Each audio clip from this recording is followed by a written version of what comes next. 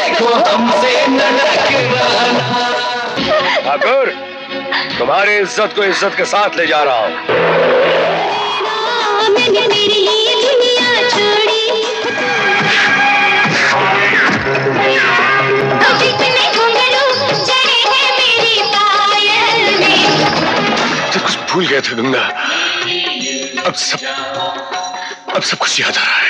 Film হামসে না টকরানা মুক্তি পেয়েছিল 1989 সালে, কিন্তু সিনেমাটির শুটিং শুরু হয়েছিল তারও 5 বছর আগে 1984 সালে।